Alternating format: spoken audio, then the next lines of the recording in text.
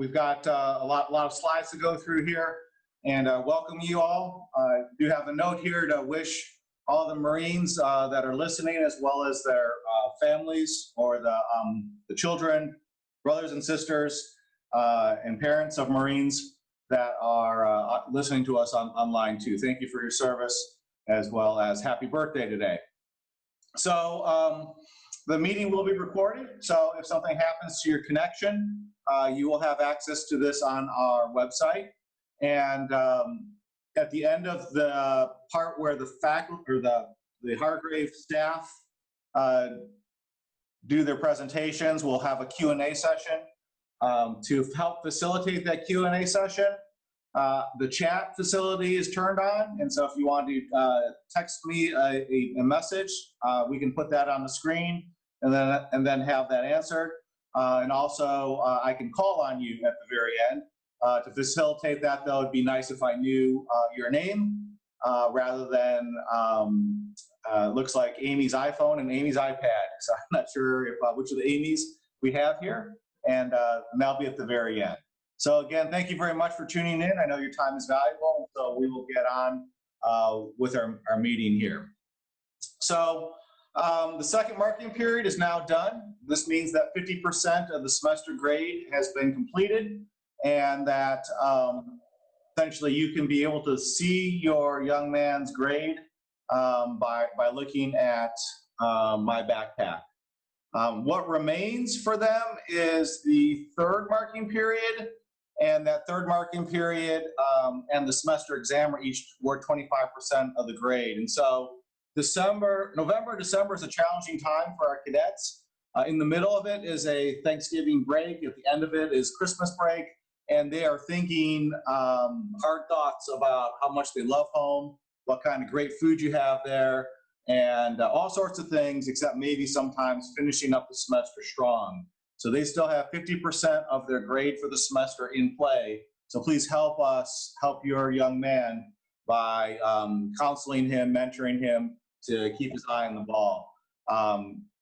Again, we lay this out very much quantitatively for our cadets because we know teenage guys like numbers, or they certainly like rules that don't change. And so one of the things that we tell them is that you can't sink your grade at the very end, but you also can't float it at the very end.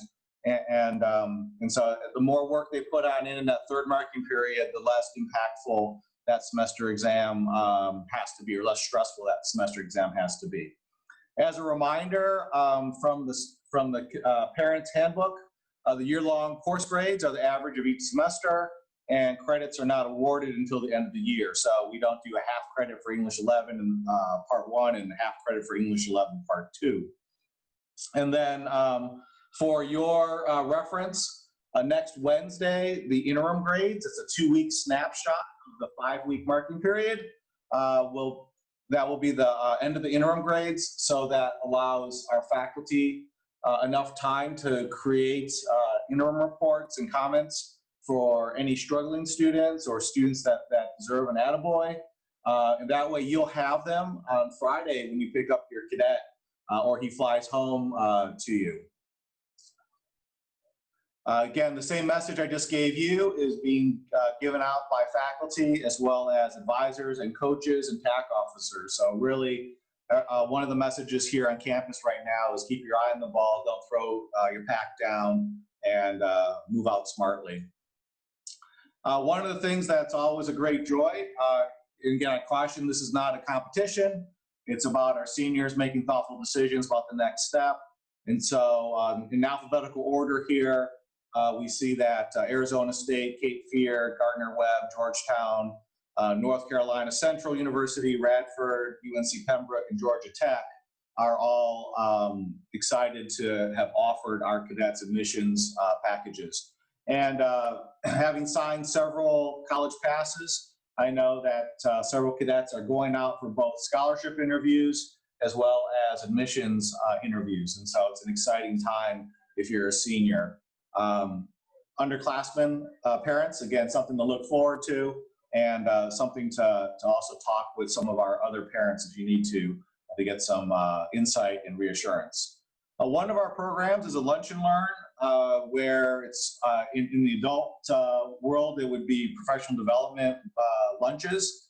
And so a brown bag lunch type of thing where we bring in an outside speaker. And so this week we're honored to have Captain McDonald from the Marine Corps here to talk about U.S. Service musicians programs and kind of the options there for some of our students that are interested in being a professional musician, and as well as looking at what this ASVAB thing might be for those that have maybe need of some guidance as to what they may be good at, what aptitudes they may have, as well as officer programs for those that are considering professional military service in the future. My last slide here, and then I'll turn it on over. One of the things that you've been reading about in our newsletter and maybe hearing about from your cadet is that we do have a character of the month, character trait of the month, sorry. And this month's character trait is service. And so this is part of the messaging that goes out through the advisors, through the chaplain, through the faculty, on the playing and practice fields. And so that service is a kindness, a good turn, and assistance, a help and aid. And as you might know, as we try to engage teenage guys, we don't really want to preach to them. We want to kind of climb into that brain cavity and try to poke and prod a little bit gently and kindly. And so the questions we're asking, what does, in what ways does a person of character serve others? Thinking about the people that stand out to them that exemplify service. Maybe thinking about themselves and the future and their self-image. Why do they serve? What would they like to serve? And again, this is not, this is the character trait of service. So as we come up to Thanksgiving, it certainly seems to be also an appropriate topic, and as well as we're getting into the Christmas season. And again, from a practical standpoint, what we know from our research is that service to others is tied to better self-esteem, building self-confidence, and increased self-awareness. And again, looking at some of our other character traits, citizenship, duty, and honor, these are things that are all important to each one of us as we're trying to raise up a young man. So with that, I believe that I am ready to turn it on over to Coach Vesci, and as soon as I hit the unmute button for you, Coach, I think you're up. Thanks, Dr. Tung. Good evening, everyone. You can go to the next slide. Thank you. So a quick note that the Fall Sports Awards are on Friday evening at 6:30. The event will be held in the chapel, and it should be either live streamed or recorded. And everyone that competed in cross-country, football, and soccer this fall will be recognized. The coaches should have reached out with correspondence about that. Again, be on the lookout for that video, either a live stream link or a recorded video. Transitioning into the winter season, winter sports started last Monday. And once the rosters are finalized by sport, I'll be able to post those to the Hargrave Athletics website. Also earlier this week, so yesterday, I sent out a link via email to a YouTube playlist titled Hargrave Athletics 2020-21. And that's where you'll be able to find any contest that we record that may not necessarily be live streamed, but could be live streamed as well. But the goal is to have one playlist so you can look back and kind of see what's going on. Again, we have the capability to either stream or record every game that happens on campus. And then, for road games, as long as we have access to that film, we should be able to get it up on that playlist as well. So again, it's a tough year with not really being able to have fans at games. So we want to be able to provide some semblance of normalcy, which transitions into my last bullet point here is that we have preliminarily started scheduling winter sports contests. VISAA, which is our state association, sent out some sports-specific protocols that will have to be met in addition to our own Hargrave protocols. And once I'm able to have those schedules kind of, more set, I will post those to the Hargrave Athletics website again. Like I had mentioned in August, that a lot of this is going to be a moving target. I met with all the VIC conference athletic directors this afternoon in another Zoom call, and the general consensus is that a lot of this is week by week. So again, I'll try to keep you as informed as possible. Again, like the post-grad basketball team, for example, they had their first 2 games this past weekend, and their first semester schedule is up online. And then once more games are scheduled, those will be updated. But again, if you have any questions, don't hesitate to reach out. Again, I appreciate your patience in this year. I appreciate your cadets' patience. It's definitely been an abnormal year, but I think that things are starting to trend in the right direction. So I'm really looking forward to this winter season.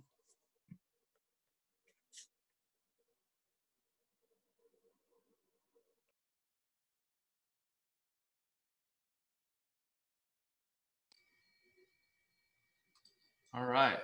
Good evening, parents. Again, I'm Chief Warrant Officer Rader. Those of you who I didn't have a chance to introduce myself to previously, I'm the new commandant here at Hargrave. So we had a very, very busy Friday last week with a cresting ceremony, which is a kind of a symbol of their rite of passage into the officially becoming part of the Corps of Cadets, where they get a crest that they get to wear on each of their shoulders in their parade uniform. And then following that, we did a Veterans Day parade, which is not a parade down a street like some of you may be familiar or thinking of. This is an actual military type style ceremony where they're lined up in a field and they march, there's band performed. It was a great performance by all. In the middle of that parade, we recognized those who had made one of the 3 honor rolls. So there's pictures already posted on the Smug Mug page. Easiest way to get there outside of the link on this video is to go to the main hargrave.edu site, click parents, and then there's a link to Smug Mug from there. They're working on editing the videos because there's a pretty long event, and it'll be uploaded hopefully by the end of this week. That's the plan anyways, minus any kind of technical glitches that may pop up. As soon as that is ready, we'll be sending that out so you all can watch how well your cadets did. They were very well applauded for their efforts this Friday. After that, they got to go to a post-grad game, which for a lot of them, it was the first time that they've got to blow any kind of steam and do stuff. They got a little rowdy in the crowd and were cheering on the basketball team, and the post-grad players loved it. And they rallied them on to a win that night. Next point I want to talk about is the cell phone policy that Colonel Brown put out, I guess it was about a week and a half ago, to reset the Corps. We got a lot of questions and comments and emails and phone calls regarding to it. I know the Colonel did. It wasn't meant as a punishment. This was simply to wake everybody up. They kind of lost focus and understanding of where their priorities should be. And by priorities, I'm talking about room cleanliness, and was not being nitpicky. It was simple stuff that you would expect them to be doing as if they were in your house, like not leaving food laying around in their room, cleaning their sink, sweeping the floor, making their bed every morning, taking the trash out every morning, and not leaving dirty laundry all over the place, which we were having an issue with, as well as getting their uniform prepared the night before for the next day and being on time for formations and other events. But also to that was they were very disconnected from each other when they had their phones. They weren't spending a lot of time helping each other out. And that's what I've been working with them to understand is you have a roommate that lets you walk out if your uniform doesn't look right. And it shouldn't happen that way. You should be looking at each other and helping each other first. And then as you're walking down the hallway, you're fixing each other's collar and making sure that, somebody's shoes are tied and helping them out before they get outside, and the TAC sees them and the TAC has to correct them. So happy to report that they spent a lot of good hard work was spent in the barracks with TACs, helping them out and showing them this weekend, getting them refocused on those things without the distraction of a cell phone. It made it a lot easier. And every cadet has their phone back now, minus a few that had some disciplinary or parent requests to keep their phones. They should all have their phones right now. If they don't, you should know about it already. I know I've contacted a few parents already. This Friday, the 13th, Jostens is coming back out. They're doing and accepting ring orders for class rings. They'll do ring sizing. So even if you're not going to order a ring through Jostens, it'd probably be a good idea to send him over and at least get his finger measured so you know what size he'll need. And then lastly, for you all or your cadets, we're raising toys for Tots. We've got a box that'll be set up here in the military department up until we release for Christmas that the Marines will come pick up and they'll distribute through the Toys for Tots program. And that's all I have for tonight.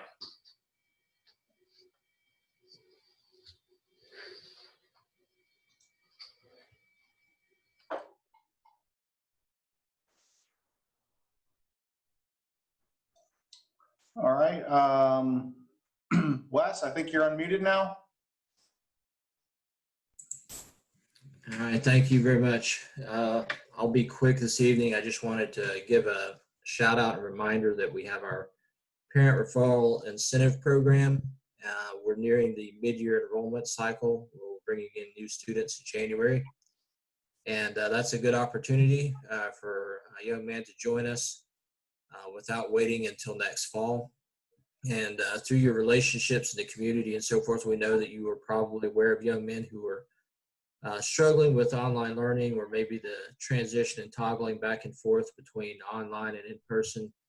And Hargrave might be a good fit for that young man. So we want to encourage you to refer them to us. And to do that, we have this incentive program that is still ongoing. And I just wanted to direct you to that as well.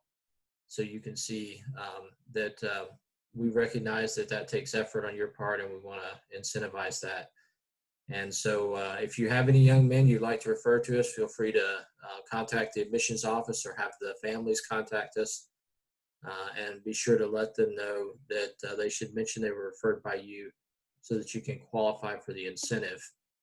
If you have questions about the incentive for the referral programs, don't hesitate to give us a call in the admissions office. Thank you.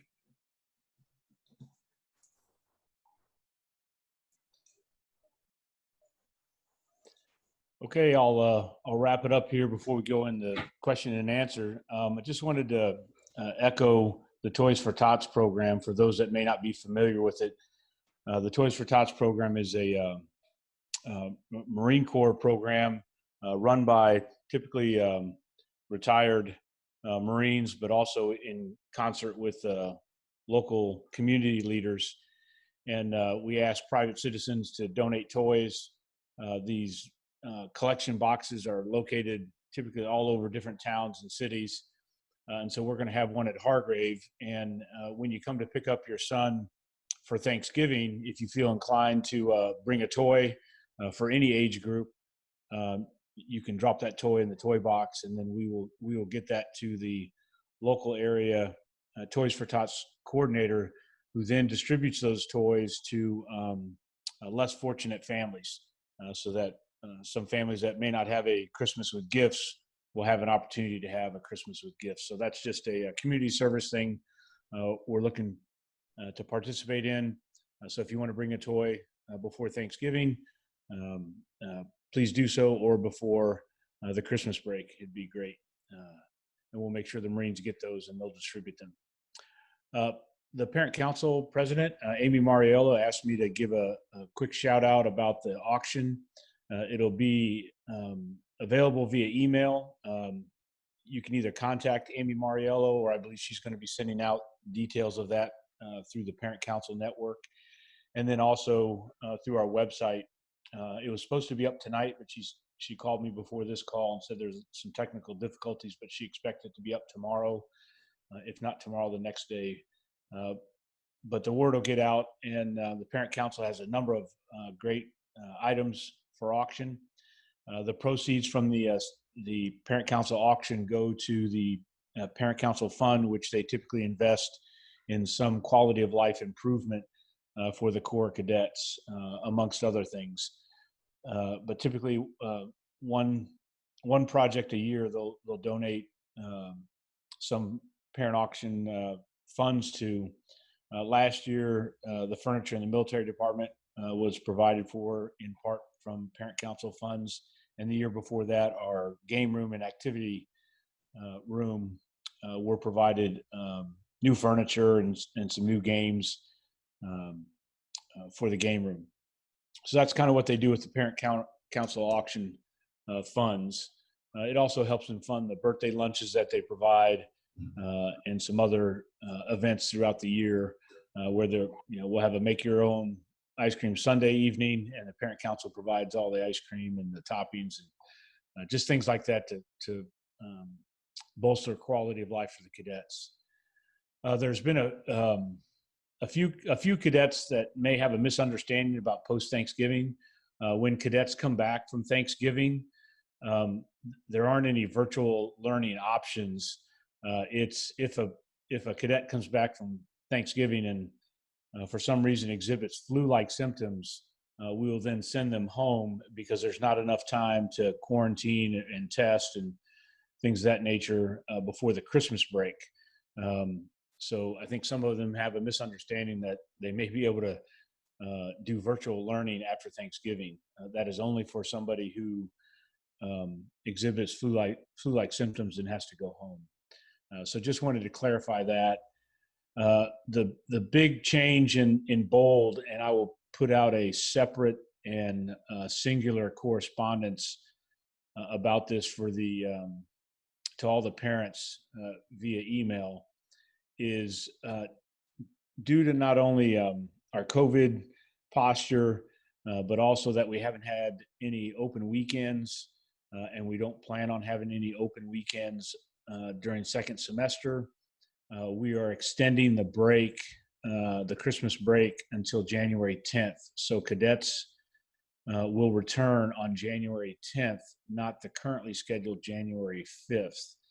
This also allows our faculty to have time to isolate and then be able to travel to see family members. So we want to afford them a little bit more opportunity, but it's really about the respite from second semester with no open weekends. It would have been a 12-week time period between second semester and spring break. So this reduces it down to 11 weeks. And again, just gives our faculty a little respite from the pace that we've had this first semester. So again, we'll put that communication out to all parents, but cadets won't have to return from Christmas break until January 10th. And then we'll start the second semester that week. But in line with closing weekends until spring break based on the COVID environment, and again, if by some miraculous fateful event that we have vaccines for everybody, we'll adjust. But it doesn't look to be that way. I think we'll end the school year without any students being vaccinated. But since we have all the closed weekends, we plan on, again, having some robust activities. And also, since it's the winter month and you can't really do a whole lot of things outside, we will invoke some intramurals on the weekends for various fun sports. The cadets have been asking to play volleyball, so we'll probably throw in some volleyball intramurals to foster some intercompany competition. But we'll keep them actively engaged on those closed weekends. We will still have our normal clubs and activities on the designated Saturdays, but those weekends that normally would have been open, we will fill those with other activities and intramurals. So Those are some of the big highlights. Again, Christmas break will end on January 10th. And again, I'll send that out via an email correspondence by the end of the week. So that's all I have, Dr. Tung. We can open up to Q&A.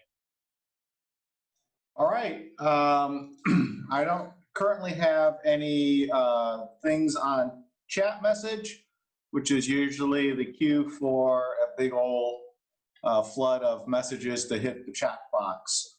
But if you, our tradition here is I'm going to open up all your microphones and allow you to unmute yourself, something you haven't been able to do. And so then I'll mute you again. And then if you unmute your microphone, that will tell me that you are, you have a question. So just give me a second here to reset everything. And got everyone unmuted. Now you're all muted again. So now if you were to hit your unmute button, you'll pop up on my screen and tell me that you have a question. So Mrs. Butler, how may we help you today? Yes. Do they have class on the 20th, on that last day? Will they be attending class? Yes, on November 20th, that's actually a regular class day until 12:30. Okay. Gotcha. You bet, ma'am. There's a question here about what is the timing for Toys for Tots? You could reiterate that, sir?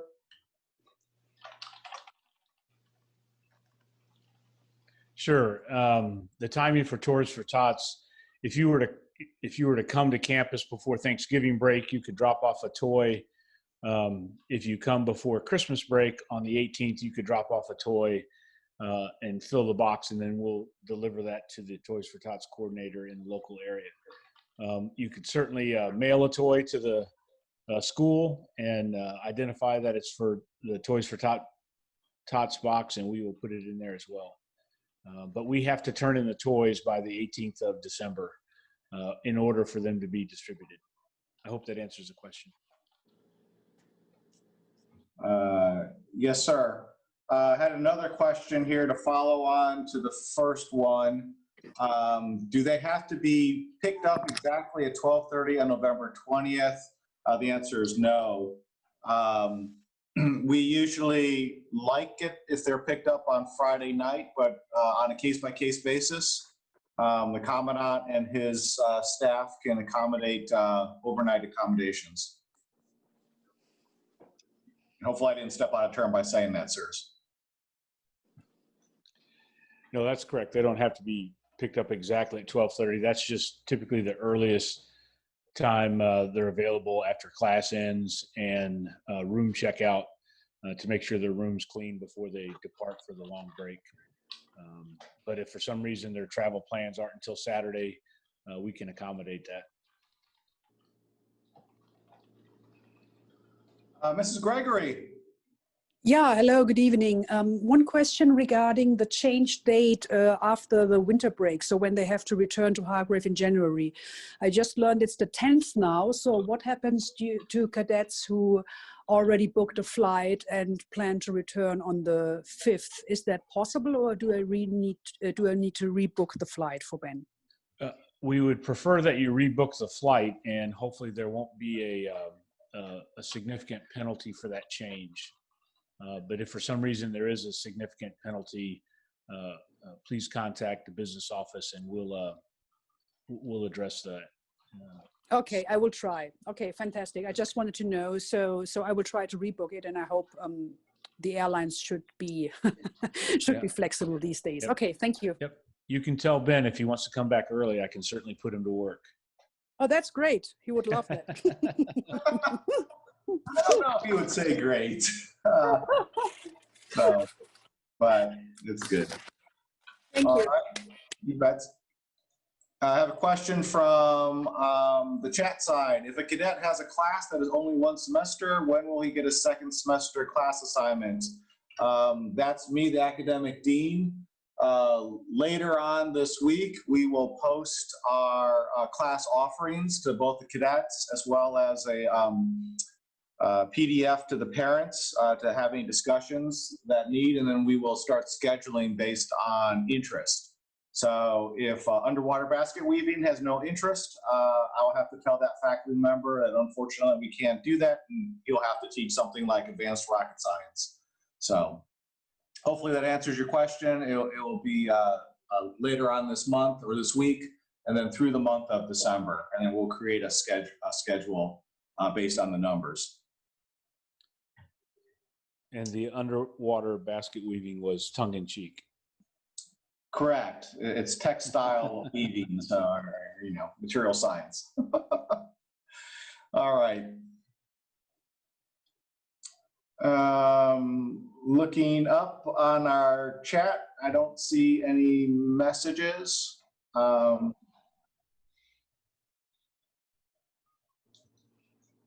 Ms. Gregory.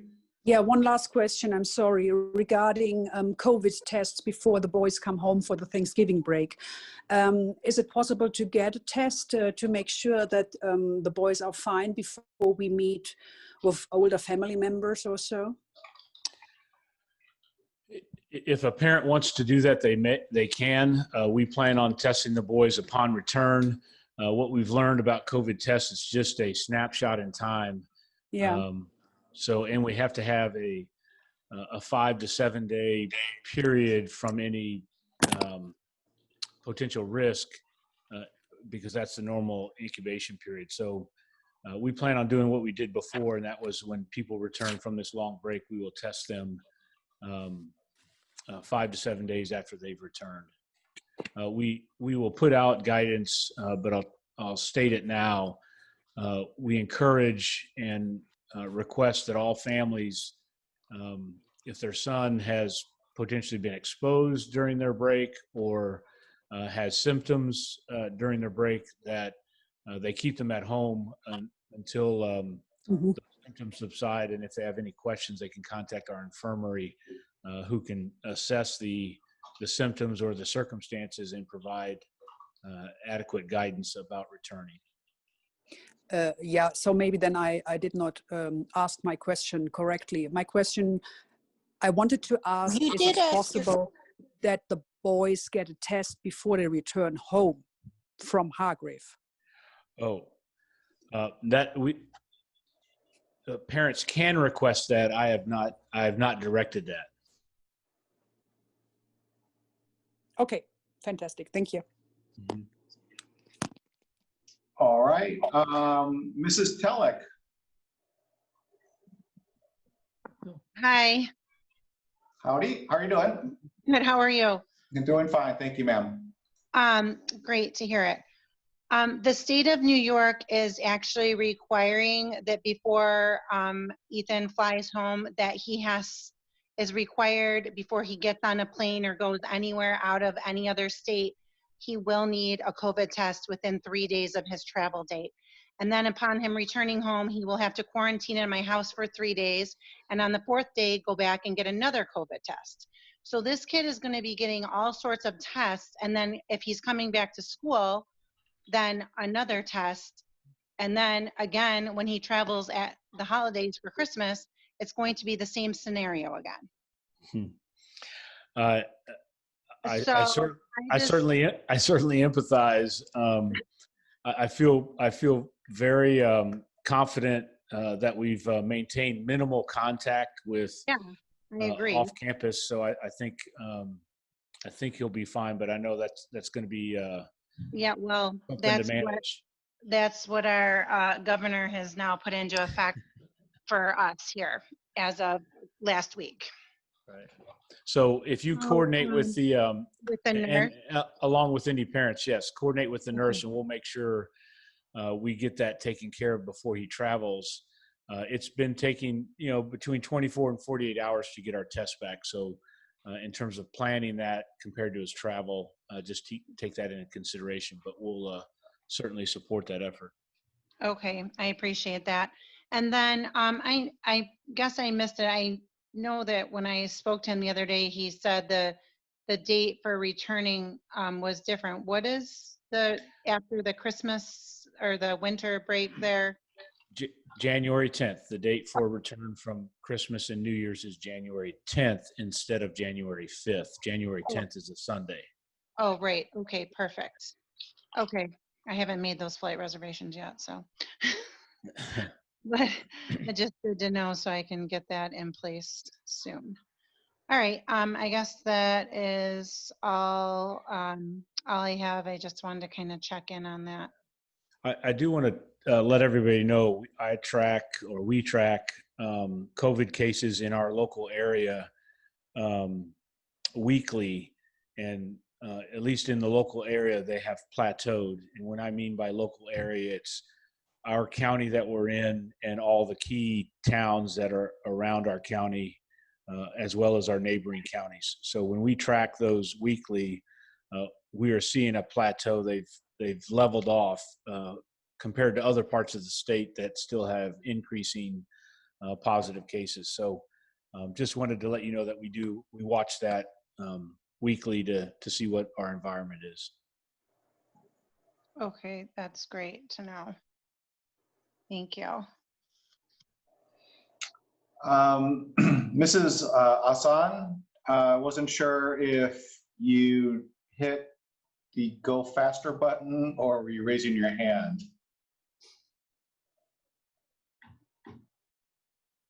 Or if you're like me, I just drop my tablet and I grab it and hit any button that I can.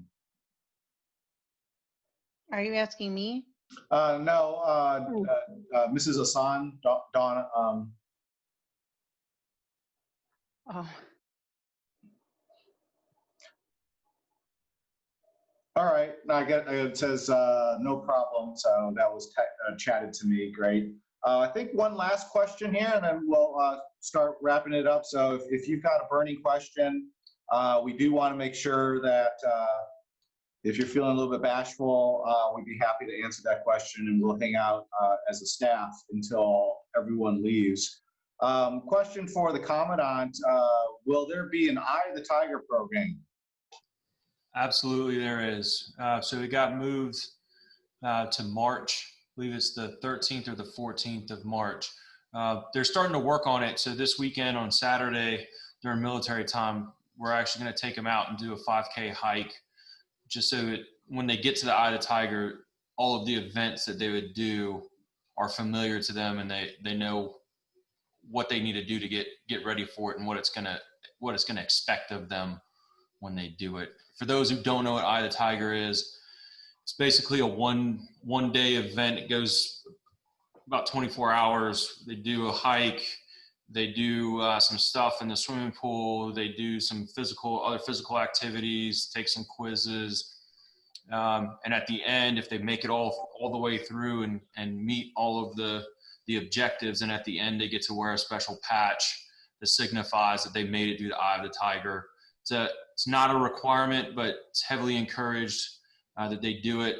It's something that they can brag about and other cadets look at when they see somebody in their uniform. That's one of the first things they notice. And I'll tell you from observing it the last couple of years, it's designed to push the boys past their normal limits. And when they accomplish the Eye of the Tiger, their self-confidence, their self-esteem, their sense of accomplishment is tremendous to see, because they don't realize what they can really do until they're pushed. And so it's designed to push them physically and mentally, but also to build teamwork and camaraderie, as it's designed for the boys to work together to accomplish things. It's not strictly a individual event. So strongly encourage you to talk it up with your cadet and get them to participate in that. It's always great on the morning there, once they've completed the Eye of the Tiger. We have a steak and eggs, a really great breakfast for them, and they're definitely hungry by that time. But having seen the completion, just the vibe that the cadets give off because they've accomplished something that they never would have thought they'd be able to accomplish, is just a tremendous event. So anyway, that's what the Eye of the Tiger is, and it's it's a phenomenal event to boost their self-confidence. All right, a couple of questions, or maybe three here. Does Eye of the Tiger have a training cadre? And is there a December training plan? We do have a cadre of cadets that have completed it before that we're working with. The TACs are working it. They're kind of advisors and moderators during the event to kind of help us out as extra sets of eyes for safety reasons and also for motivation as cadets are out hiking or whatever it may be. So we're working through that training plan still. There's nothing particularly planned out as far as a December training plan right now, but we're working to flush a lot of that stuff out as we start to get closer. All right. Is there military ball going on in the spring? I'll chime in on that. We're looking at alternatives to the military ball because we don't think that many parents would be supportive of boys and girls, attending a dance.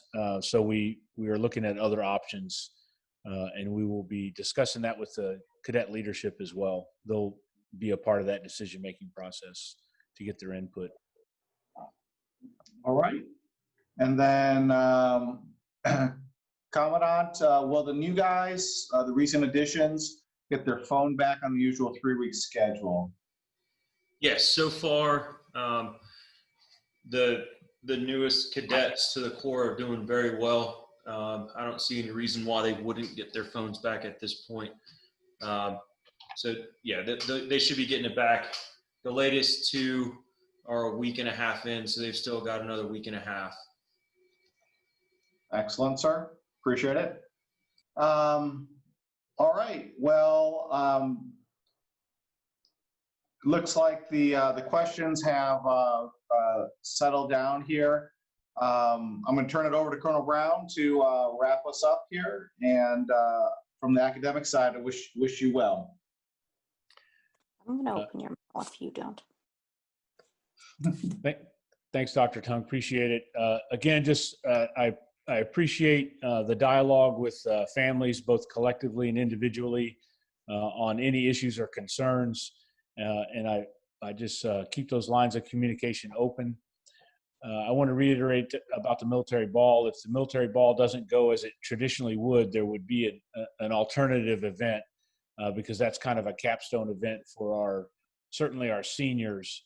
So we want to make sure there's a special event that replicates that if for some reason the military ball can't happen as it traditionally would. But again, appreciate all the support from the parents. I know the cell phone policy change was a tough one, but I believe it resulted in the intended result, which was to get the Corps refocused on some of the basics, standards, and expectations, and they've done a phenomenal job. You won't be able to see. I know you'll see some of the video clips, but you won't get to see potentially the collective as it played out. But I'll echo the staff and faculty that were in attendance that watched. The cadets did a wonderful job at their first parade, and we were very proud of them in how they executed that. So it was a good event, and we look forward to doing that again in the spring as planned in recognition of our alumni. That will be the next scheduled parade is Alumni Weekend, although that too will have an impact due to COVID. So there probably won't be any alumni on campus, but we'll still do the parade and some recognition, and you'll get another opportunity to watch a parade, either live stream or recorded. Again, thanks so much, and the cadets are hard at work getting ready for their drill competition, which happens in December.